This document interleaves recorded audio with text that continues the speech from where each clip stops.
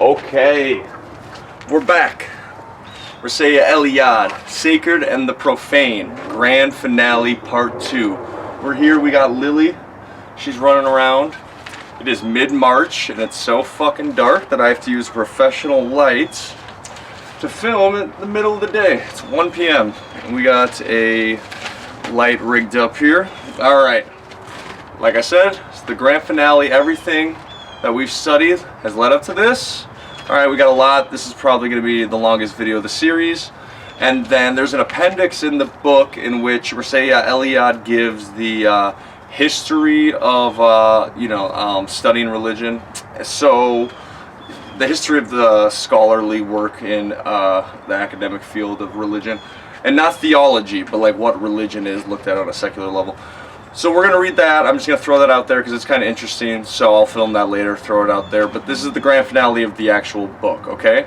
And I think it's great, but we got a lot to do. And actually the last 10 pages or so, the chapter was so dense and relevant that I'm just gonna read through it with you guys. So this is gonna be a long one. We're gonna read through it all. It's gonna be great. We got 6 pages of notes here, and then we're just gonna go into the book, okay? It's gonna be awesome. And then just a heads up, I might still do a channel updates because it's been like 6 months since I started or so. But what's happening next is I'm gonna start Being in Time, okay?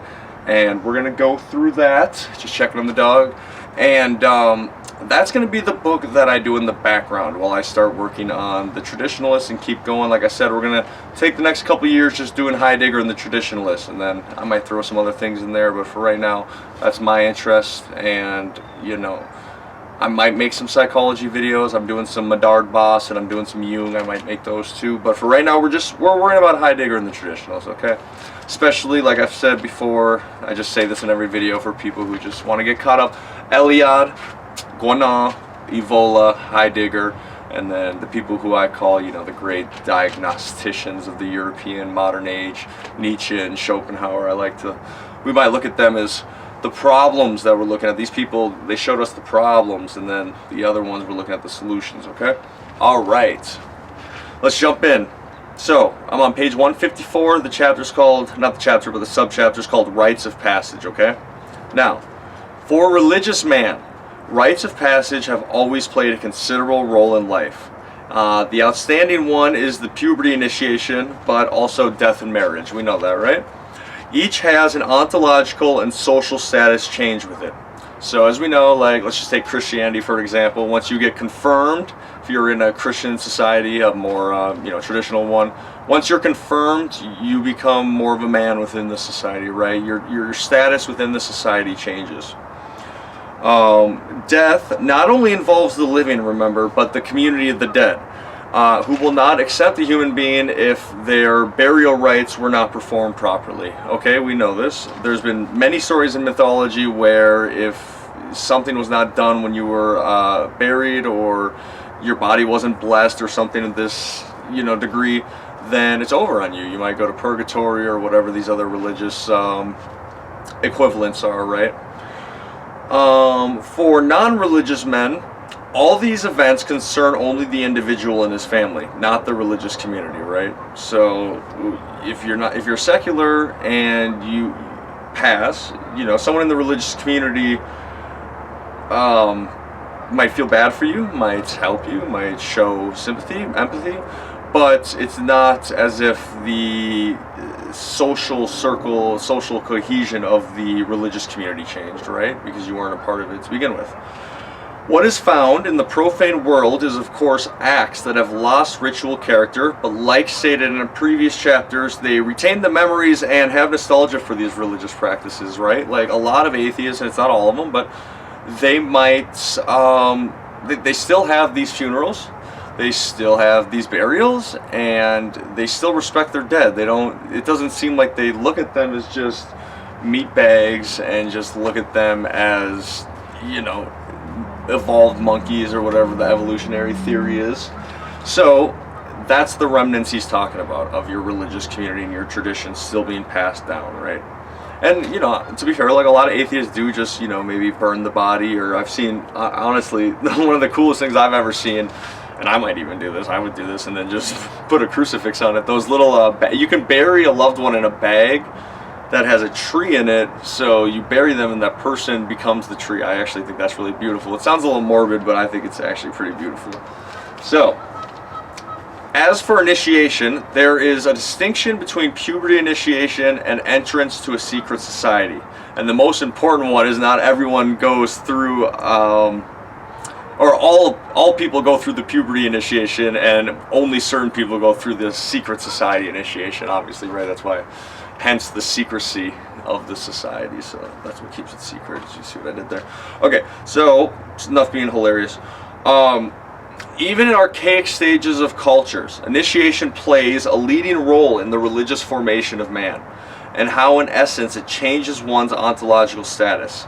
And for primitive societies, man is not finished.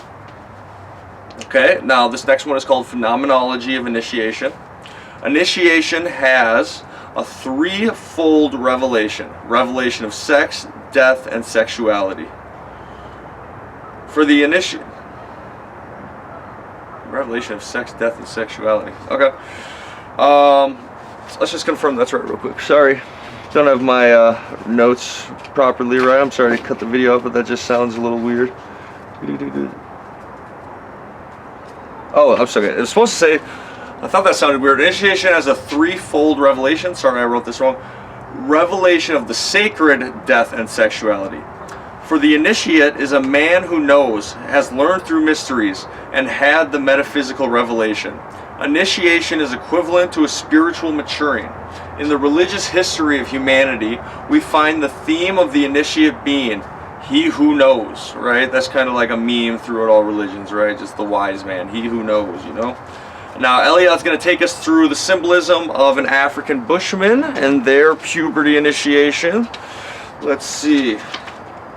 Page 189, if you want to follow along. The ceremony everywhere begins with the separation of the candidate from his family and a period of retirement in the bush. Here already there is a symbol of death. The forest, the jungle, darkness symbolize the beyond, the infernal regions. In some places, it is believed that a tiger comes and carries the candidates into the jungle on his back. They're riding the tiger, dude. Look at that.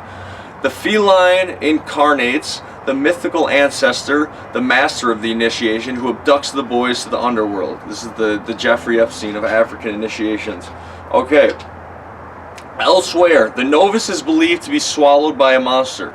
In the monster's belly, there is a cosmic night. It is the embryonic mode of existence, both on the cosmic plane and the plane of human history. Now, in many places, there is an initiatory hut in the bush. Here, the young candidates undergo part of their ordeals and are instructed in the secret traditions of the tribe. Now, the initiatory hut symbolizes the maternal womb, if that wasn't obvious. The novice's symbolic death signifies a regression to the embryonic state. Okay, very sad.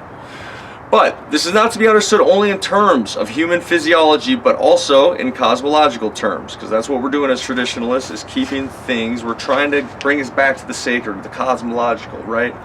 Not the material. The fetal state is equivalent to a temporary regression to the virtual pre-cosmic mode. Other rituals illuminate the symbolism of initiatory death. Among some people, candidates are buried or laid in newly dug graves, or they're covered with branches and lie motionless like dead men. Or they have daubed with a white powder to make them look like ghosts. In addition, that's racist. In addition, the novices imitate the behavior of ghosts. So they do not use their fingers to eat, but take food directly with their teeth, as the souls of the dead are believed to do. Finally, the tortures that they undergo, which of course have many meanings, have this meaning too. The tormented and mutilated novice is believed to be tortured, cut to pieces, boiled, or roasted by the demons who are masters of the initiation. This sounds satanic as fuck, dude. That is, by the mythical ancestors. Their ancestors are demons. Okay. These physical sufferings correspond to the situation of one who is eaten by the feline demon, is cut to pieces in the maw of the initiatory monster, is digested in its belly. Okay, the mutilations They knock out teeth, they amputate fingers, also carry a symbol of death. Most of them are connected with lunar divinities. The moon periodically disappears, that is, dies, to be reborn 3 nights later. The lunar symbolism emphasizes the conception that death is the preliminary condition for any mystical regeneration, which I kind of believe that sounds, spiritually that sounds correct. In addition, that's actually what happened to me pretty much. In addition to specific operations such as circumcision and subincision, and to initiatory mutilations, other external signs such as tattoos, scarring, indicate death and resurrection. As for the symbolism of the mystical rebirth, it appears in many forms. Candidates are given new names, which will be their true names thenceforth. Among some tribes, the young initiates are supposed to have forgotten their former lives completely. Immediately after the initiation, they are fed like infants, led about by the hand, and reinstructed in all forms of behavior like babies. So it sounds like they're literally trying to destroy the old social identity and make it blank and completely create something else. It is clear that with initiation, everything begins anew. Sometimes the symbolism of the second birth is expressed by concrete gestures. Among some Bantu people, before being circumcised, the boy is the object of a ceremony called being born again. His father sacrifices a ram and 3 days later wraps the boy in the animal's stomach's membrane and skins it. Oh my God. Just before this is done, the boy must get into bed and cry like an infant. He remains in the ram skin for 3 days. The same peoples bury their dead in ram skins and in the fetal position. The symbolism of mythical rebirth by ritually donning the skin of an animal is also attested in highly evolved cultures, like India or ancient Egypt, it sounds like. All right.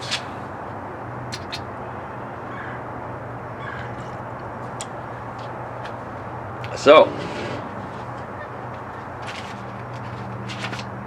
one more thing. In the scenarios of initiations, the symbolism of birth is almost always found side by side with that of death. In initiatory context, death signifies passing beyond the profane, unsanctified condition, the condition of natural man, who is without religious experience, who is blind to spirit. The mystery of initiation gradually reveals to the novice the sacred dimensions of existence by introducing him to the sacred. It might be their first time they've even felt sacred presence in their consciousness, right? It obliges him to assume and have the responsibility that goes with being a man. Here we have a fact of the first importance. For all archaic societies, access to spirituality finds expression in a symbolism of death and a new birth. Metal. Alright, death and initiation is the next subchapter on page 195. Now, symbolism of being swallowed by a monster has been a considerable role in initiation, initiatory heroic myths, and the myth of death. The initiate, an entire world, sinks into the cosmic night in order to be created anew. I'm going to let my puppy in real quick. Alright, you go in. You go in.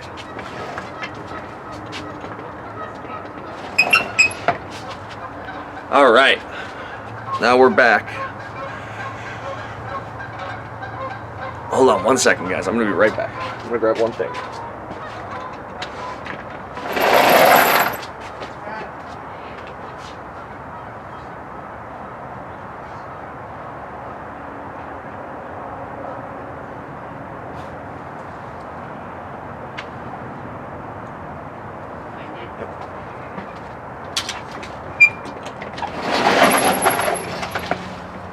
Alright, we're back.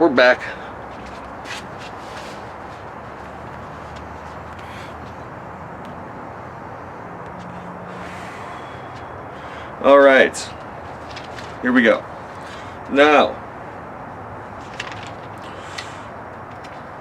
symbolism, okay, we did that. In order to be central new, the works of time must be done. The auroral moment immediately preceding the creation, capital C, must be reintegrated. Initiatory death reiterates the paradigmatic return to chaos to prepare for the rebirth. This psychic chaos is a sign of the profane man, and that he's undergoing dissolution right? His whole social identity is dissolving. Look at my new flip phone. Isn't that awesome? All right. And that a new personality is on the verge of birth. So, I think this is a big thing for people to realize, for atheists or secular-minded people watching this, is when you go through these initiations, it is kind of like a death of your old identity, right? This ontological shift, this word that I've become so fond of philosophically. You have to destroy your old identity, breaks yourself down, and then you start this new path, phenomenologically through the sacred, where you're following the sacred and no more the profane. I think this is a reason why you see a lot of drug addicts or prisoners convert. Not only because they just feel guilt and everything, but because they've hit a point where I feel like they literally can't handle their own personality, their old personality, and how bad it is. They literally have to kill that part of themselves in order to be reborn, right? Especially with drug addicts, right? You see these people who they just can't do it anymore, so they literally have to shift everything about themselves. Sometimes they have to move, they have to change the music they listen to, the books they read, the people they're around, they have to get whole new friends, whole new families. They literally have to kill their old identity, right? And I know that that's just an analogy, and it might not be a perfect one, but what I'm saying is within tradition, you're kind of doing the same thing, right? And it's something that helped me get into religion, because I remember a lot of these videos are trying to speak to younger, secular, modern European men. Anyone can watch these, but European men, and trying to get them back into this mindset of opening their being up to a spiritual path. And my preference right now is not what's important, but what's really important is just clearing old identities away, built by modernity, built by Hollywood propaganda, clearing all that away in order to open oneself up to a new being of sacredness, a sacred being. All right. We understand why suffering, death, and resurrection/rebirth is found in all mysteries: puberty, rites, entrance into secret societies, and preceding a mystical vocation. I would even add gang initiations. We must understand access to spiritual life always entails death to the profane condition, followed by a rebirth. Always, always. Okay? I got a little quote here.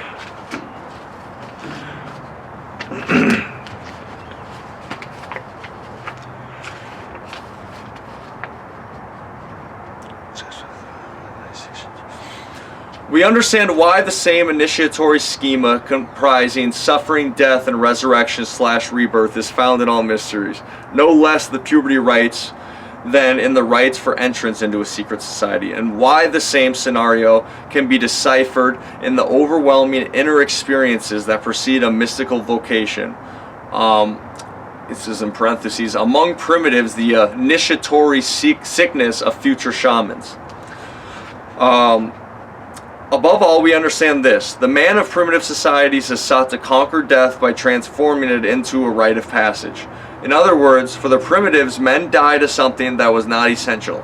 Men die to the profane life. And in short, death comes to be regarded as the supreme initiation. That is, as the beginning of a new spiritual existence. Nor is this all.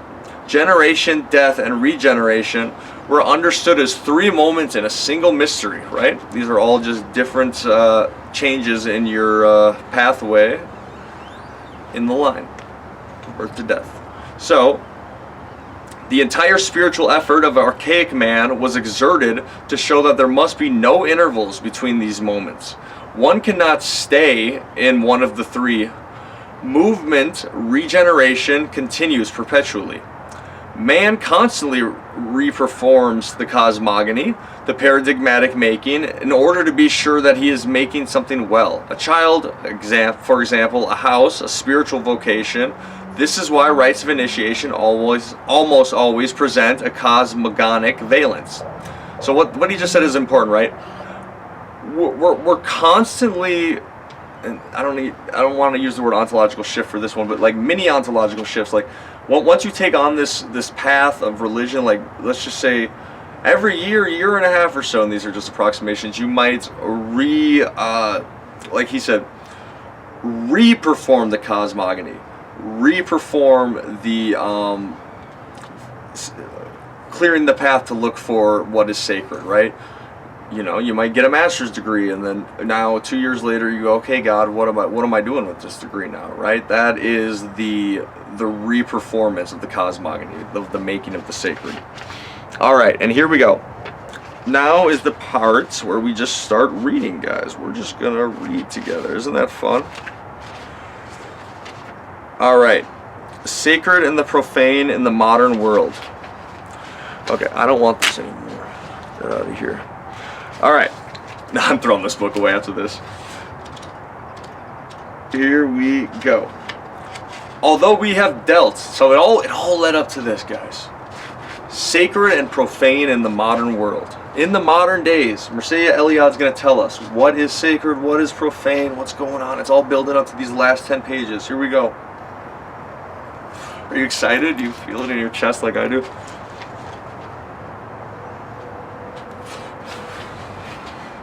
We're doing the video standing up for now. Always, I like it more. Alright, I get to move around. I feel free. Loose, guys. Although we have dealt with initiation and rites of passage, the subject is far from exhausted.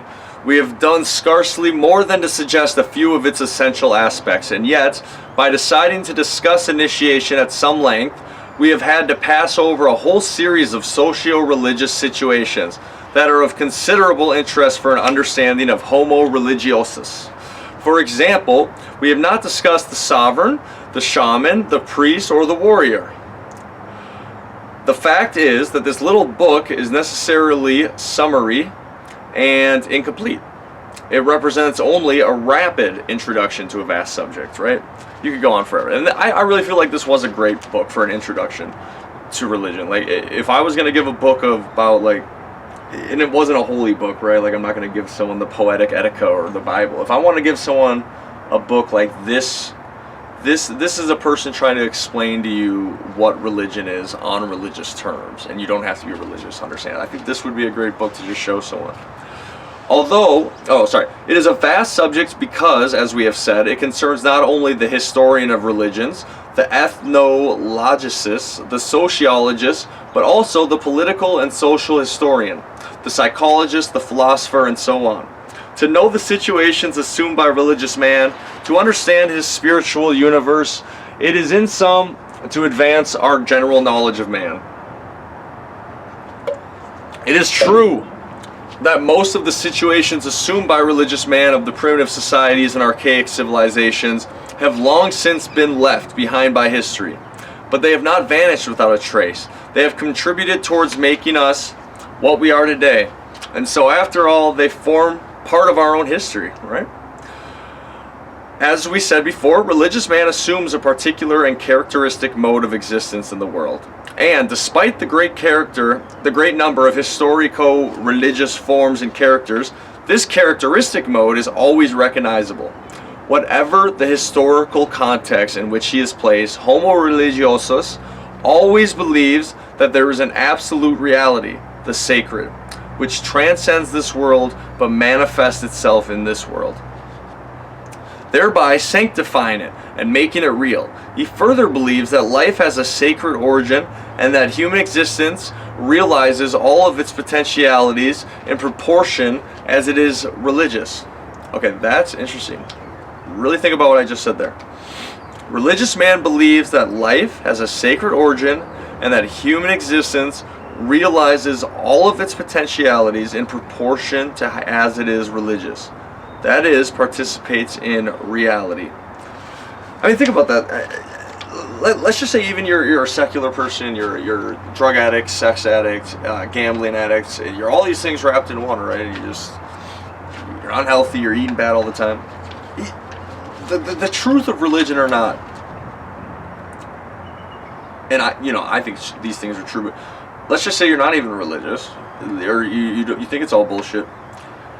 Is not following a religious or spiritual path going to help you realize it's your potentiality? The more religious you are, the more you follow these rules, the more you follow this spiritual path, is it not going to help you realize your potentialities, and you may say even, well, you follow Christianity, you might become what your human potentiality is might be contextual as to what religion you follow. Okay, maybe that's true. You become Christian, you're more of a generous kind of person. You become a pagan, you're like a fucking warrior in the army killing people, you know. But in order to realize that potentiality of either charity giver or warrior, just for examples, that you actually have to follow these paths, right? I can't remember who said it, but like one religious man is worth that of 50 atheists, right? And it's just true, because these religious paths, the more you follow them, are going to help you become fully realized, as I would say. Okay. The gods created man in the world. The culture heroes completed the creation, and the history of all these divine and semi-divine works is preserved in the myths.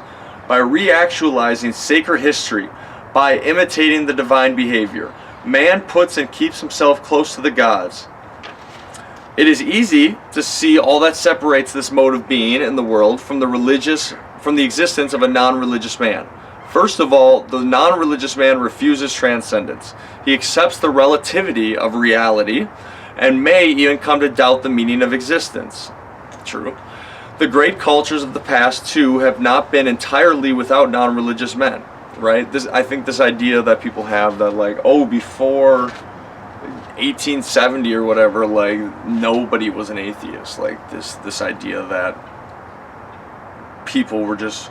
Even the traditionalists sometimes make it to seem like before the modernity, people were just like this uni thing. They were all religious believers. I think I buy that. I think there were probably atheists, and I think it was more, even if the atheist was more, oh, God exists, but I'm not going to follow the religious path because I want to do what I want to do. I would still say these people are, atheists. They're not doing the path.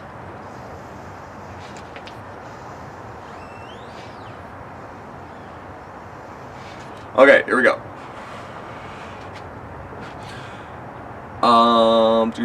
It is not impossible that such men existed even on the archaic levels of culture, although as yet no testimony to their existence there has come to light. But it is only in the modern societies of the West that non-religious man is fully developed. Modern non-religious man assumes a new existential situation, right? He regards himself solely as the subject and agent of history, refuses all appeal to transcendence, and he accepts no model for humanity outside the human condition as it can be seen in various historical situations. Man makes himself, and he only makes himself completely in proportion as he desacralizes himself in the world. The sacred is the prime obstacle to his freedom. He will become himself only when he is totally demystified. He will not be truly free until he has killed the last god. And as someone who shamedly has been down that path of, late teens to early 20s, hardcore atheist, yeah, I believe all that. These words hit me like a ton of bricks. It's like looking in a mirror. I feel that. Especially the part where he will truly not be free until he has killed the last god. Like this idea, I used to be like that. And I don't feel like I would start fights, but if people ever brought up religion, I was the type of person who I'm just going to shit all over it. And because I truly felt that we were being ideologically captured. But the way I look at it now is more,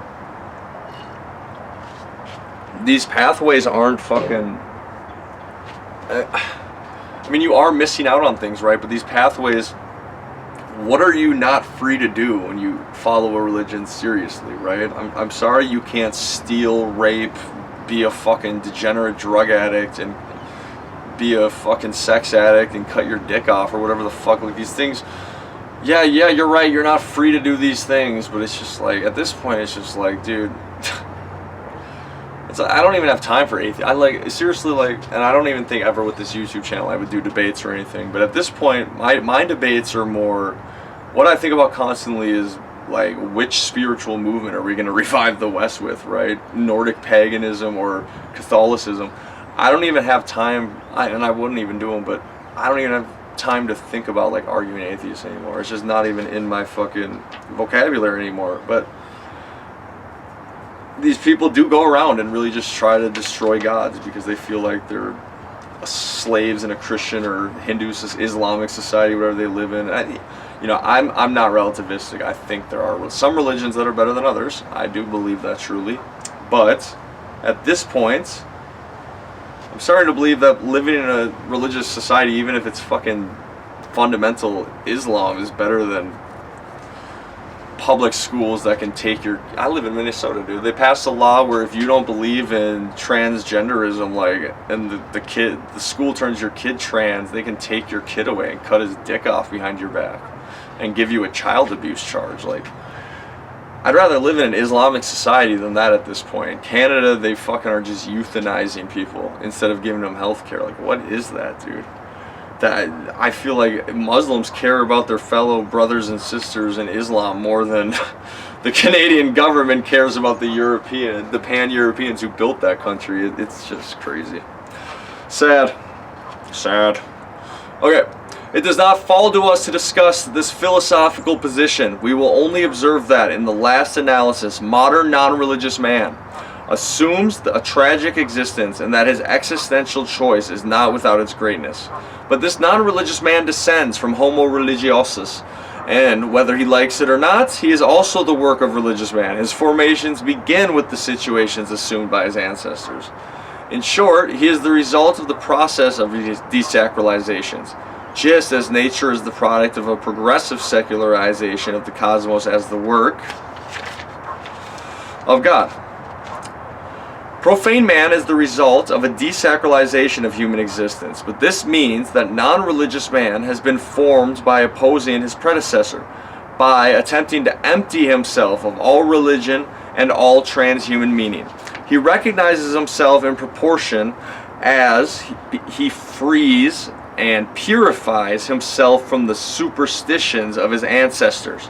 In other words, profane man cannot help preserving some vestiges of the behavior of religious man. I mean, how could they not? Even believing in justice or believing in, like, human rights. I don't even think you can believe in human rights without believing in God, to be completely honest with you. But whatever. In other words, profane man cannot help... he can't help but preserve these vestiges of the behavior of religious man, even though they're emptied of religious meaning. Do what he will, he is the inheritor. He is an inheritor. He cannot utterly abolish his past, since he is himself the product of the past. He forms himself by a series of denials and refusals, but he continues to be haunted by the realities of his own. He has desacralized the world in which his ancestors lived, but to do so he has been obliged to adopt the opposite of an earlier type of behavior.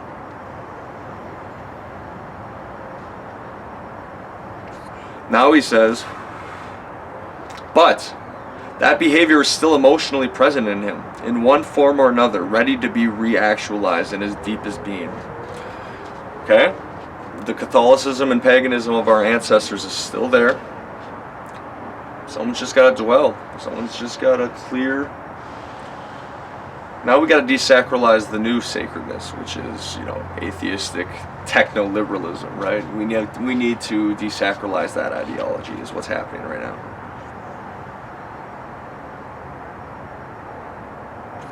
4. As we said before, non-religious man is in the pure state is a comparatively rare phenomenon. Even in the most desacralized of modern societies, the majority of the irreligious still behave religiously. You talk to a liberal man. Most of their ideas of, other than, supporting gay people and supporting Muslims, like raping children, like, their ideas of morality is basically just built off Christianity and the Ten Commandments. I mean, honestly, if you dig enough. We refer not only to modern man's many superstitions and taboos, all of them magico-religious in structures, but the modern man who feels and claims that he is non-religious still retains a large stock of camouflage myths and degenerated rituals. As we remarked earlier, the festivals that go with the New York or with taking up residence in a new house, with the new year, or with taking up residence in a new house, although laicized, still exhibit the structure of a ritual of renewal. The same phenomenon is observable in the merrymaking that accompanies a marriage or the birth of a child, or obtaining a new position or social advancement, so on, so on. This whole volume could be written on the myths or modern man, on the mythologies camouflaged in the plays that he enjoys, in the books he reads, in the movies and music he listens to. The cinema, that dream factory, takes over and employs countless mystical motifs. The fight between hero and monster, initiatory combats and ordeals, paradigmatic figures and images, the maiden, the hero, the paradisal landscape, hell, so on. Even reading includes a mythological function, not only because it replaces the reactualization of myths in archaic societies and the oral literature that still lives in the rural communities of Europe, but particularly because through reading, the modern man succeeds in obtaining an escape from time, comparable to the emergence from time affected by myths. Whether modern man kills time with a detective story, or enters such a foreign temporal universe as is represented by any novel, reading projects him out of the personal duration and incorporates him into other rhythms, makes him live in another history. Strictly speaking, the great majority of the irreligious are not liberated from religious behavior. From theologies, I was trying to guess what word it was without flipping, theologies and mythologies. They sometimes stagger under a whole macro-religious paraphernalia, which, however, has degenerated to the point of caricature, and hence is hard to recognize for what it is. The process of desacralization of human existence has sometimes arrived at hybrid forms of black magic and sheer travesty of religion. We do not refer to this countless little religions that proliferate in all modern cities, to the pseudo-occult, neo-spiritualistic, or so-called hermetic churches, sects, or schools. For all these phenomena still belong to the sphere of religion, even if they almost always present the inherent aspects of pseudomorphs. I know he wrote a book, Eliade wrote a book on theosophy, and I think he wrote another essay or something on false religions in the modern world. And Avola wrote a book which I really want to read, and it's going to be on the channel, I'm not sure when, it might be pretty soon, called The Mask of Contemporary Spirituality or something, which is another thing I want to read. I think, especially, I'm from Minneapolis, when you come from super liberal places, you see this, and you see, because I want to be a drug therapist, and I think this is something that's important, is trying to get liberal people out of these pseudo-religions into maybe more traditional religions might be beneficial for rebirth and getting sober. I don't think if you are a 22-year-old girl who's following astrology and Wiccaism, you're gonna have the best time getting sober. Sorry. Nor do we allude to the various political movements and social utopianisms whose mythological structure and religious fanaticism are invisible at a glance. For but one example, we need only refer to the mythological structure of communism and its eschatological content. Marx takes over and continues one of the greatest eschatological myths of the Asiatico-Mediterranean world, the redeeming role of the just, the chosen, the anointed, the innocent, the messenger in our day, the proletariat, whose suffering are destined to change the ontological status of the world. In fact, Marx's classless society and consequent disappearance of historical tension finds their closest precedent in the myth of the Golden Age, that many traditions put at the beginning and end of history. Marx enriched this venerable myth by a whole Judeo-Christian messianic ideology.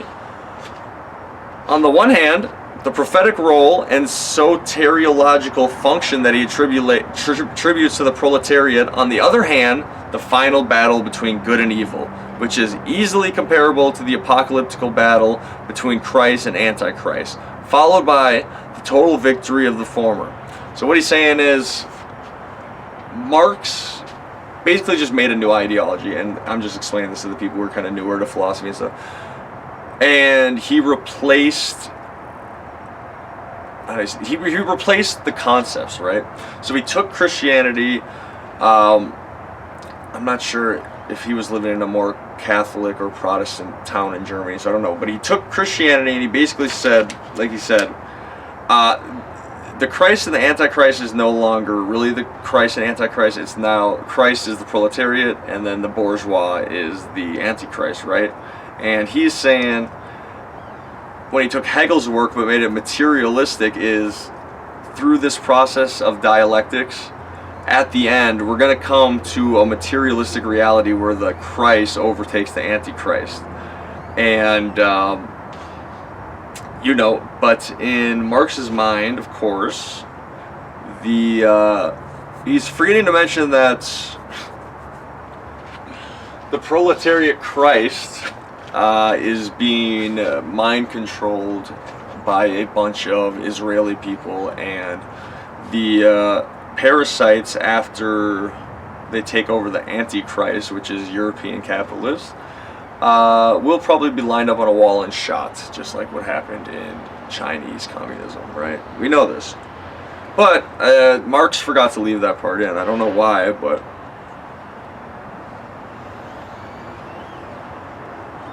who knows?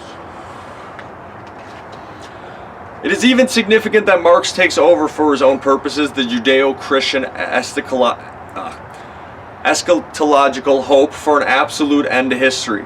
In this, he differs from other historical philosophers like Mircea and Ortega y Gasset, for example, for whom the tensions of history are consubstantial with the human condition and therefore can never be completely done away with. But it is not only in the little religions or in the political mystiques that we find degenerated or camouflaged religious behavior. Right, and you know, there's a lot of people who have made this argument about the woke shit. The woke shit is a new religion.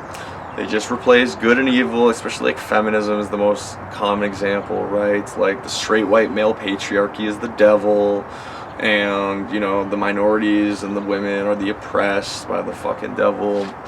And being white is original sin, right? Being woke is to the patriarchal system is being reborn. And it's just obvious, dude, right? It's just... It is religious behavior.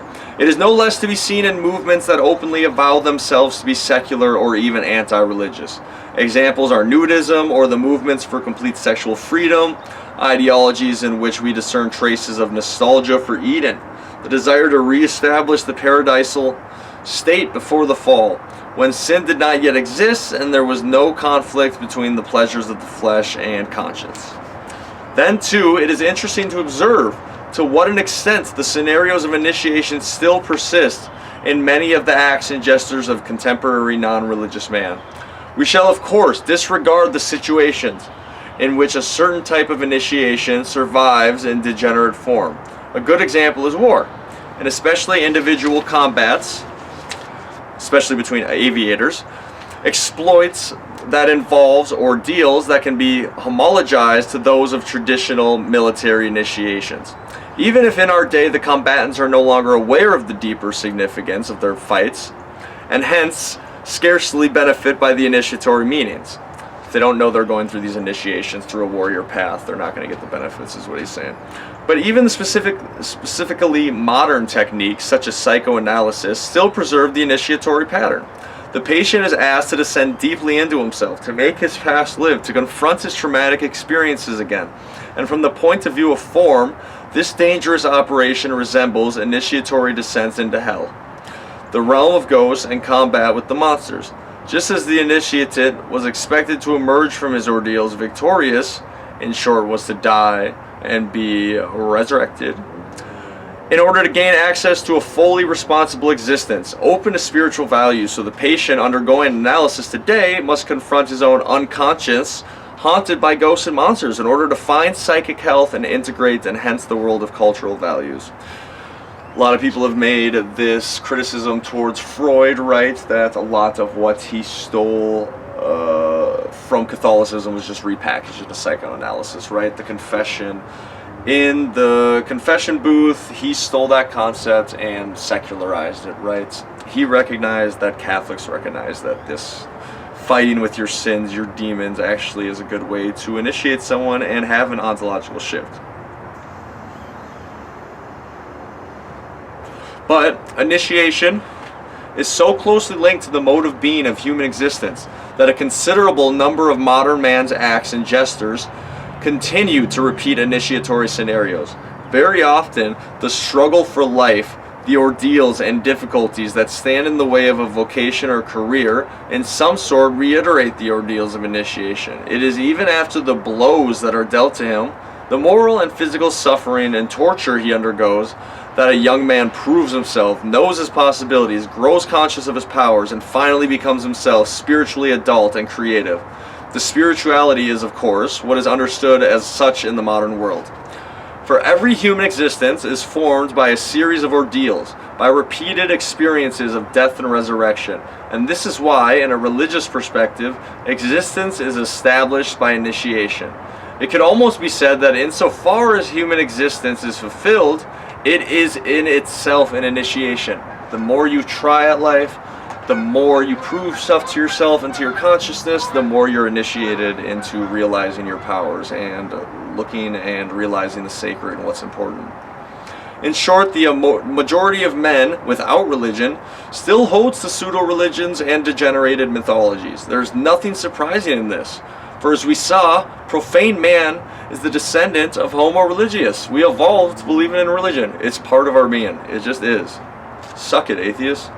And he cannot wipe out his own history. That is, the behavior of his religious ancestors, which made him that he is today. This is all the more true because a great part of existence is fed by impulses that come to him from the depths of his own being, from the zone that has been called the unconscious. A purely rational man is an abstraction. He's never found in life. It's never existed. A man without passions, I mean, unless you're a complete fucking psychopath, then you just have passions for killing people.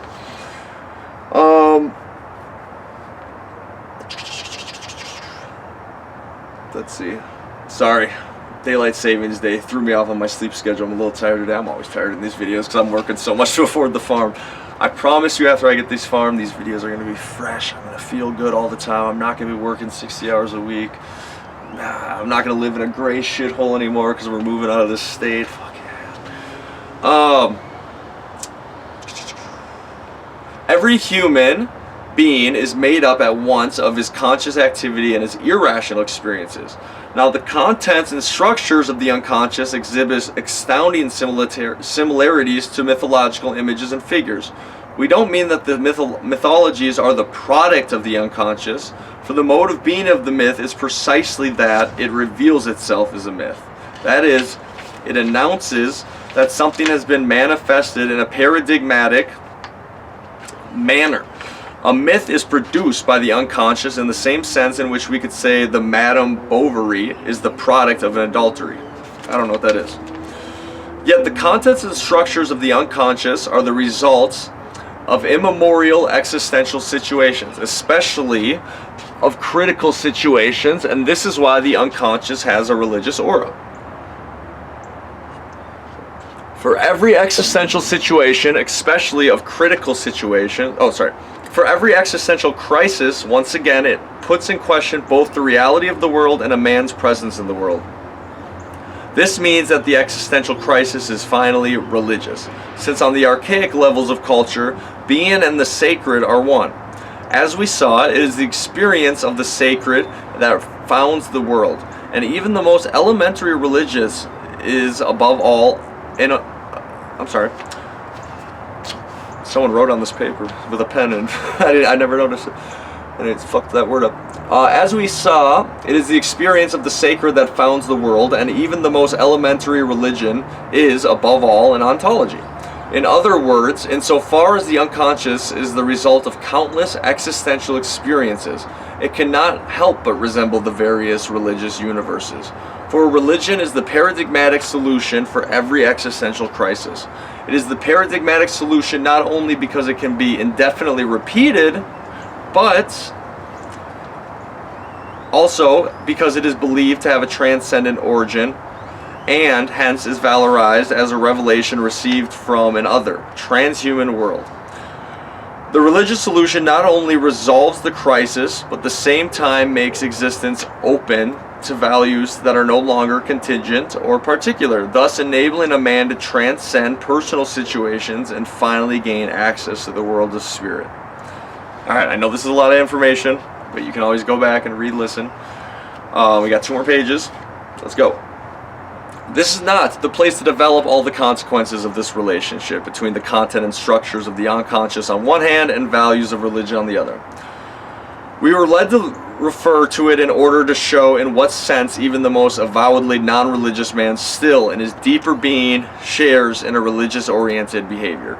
But modern man's primitive mythologies, his dreams, reveries, fantasies, and so on never rise to the ontological status of myths precisely because they are not experienced by the whole of man, and therefore do not transform a particular situation into a situation that is paradigmatic. In the same way, modern man's anxieties, experiences in dreams or imagination, although religious from the point of form, do not, as in Homo religiosus, make a system of Weltanschauung. I'm not sure what that means in German. And provide the basis for a system of behavior in religion. An example will show the differences between these 2 categories of experience. The unconscious activity of a modern man ceaselessly presents him with innumerable symbols, and each of them has a particular message to transmit, a particular mission to accomplish, and in order to ensure or reestablish the equilibrium of the psyche, as we have seen, the symbol not only makes the world open, but also helps religious man to obtain the universe. When you pray in front of that cross is helping you open yourself to the world and to God. For it is through symbols that man finds his way out of the particular situation and opens himself to the general and the universal. Symbols awaken individual experiences and transmute it into a spiritual act, into metaphysical comprehension of the world.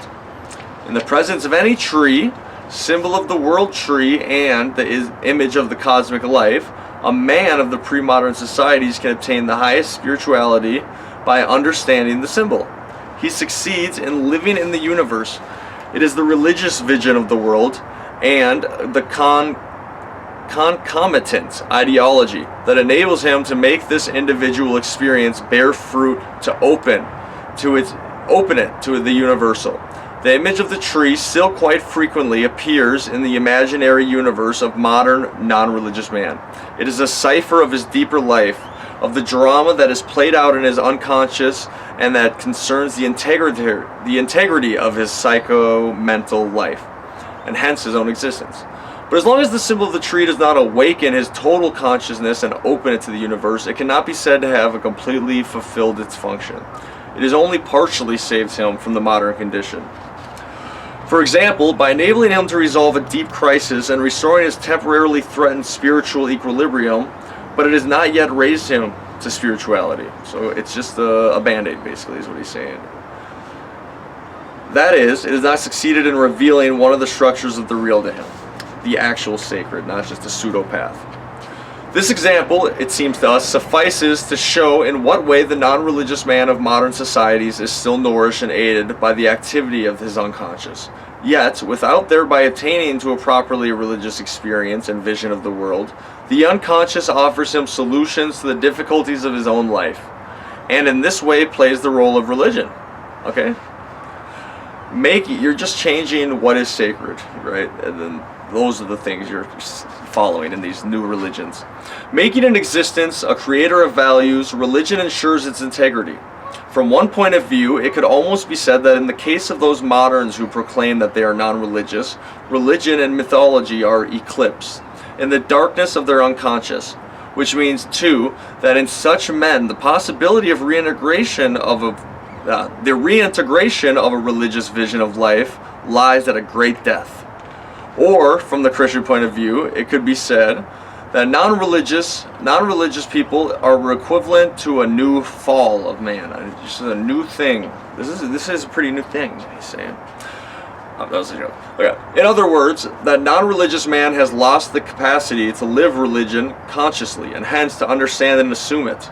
But that in his deepest being, he still retains a memory of it, as after the first fall, and his ancestor, the primordial man Adam, retained intelligence enough to enable him to rediscover the traces of God that are visible in the world. After the first fall, the religious sense descended into the level of divided consciousness. Now, after the second, it has fallen even further into the depths of the unconscious. It has been forgotten. That was a bar. Here, the considerations of the historian of religious end. Here begins the realm of the proper... Okay. Here, the considerations of the historian of religion's end. Here begins the realm of problems proper to the philosopher, the psychologist, and even the theologian. Alright? I know that was a lot. It was 13 pages of just straight information. Slow the speed down to 0.75. You can re-listen to it. I really liked that. That was great. That was awesome. It's a little cold out here, so I gotta get in. I will put out the... I'm just going to read that one with you guys too. It's called The History of Religion as a Branch of Knowledge. So I'll go through that for anyone who's interested. I just think it's fun and interesting. I'm going to read it anyways. I read this beforehand, but I haven't read the appendix yet. I'll read it with you guys, and we'll learn together. All right, thanks for sticking around. Like, subscribe. I appreciate you guys. I'm loving the channel. I love. I only have 33 followers, subscribers when this is written, but I appreciate all of you. I really do. Thanks for sticking around, guys. Always remember, follow God, stay sober, and always sign a prenup. All right, peace out, guys.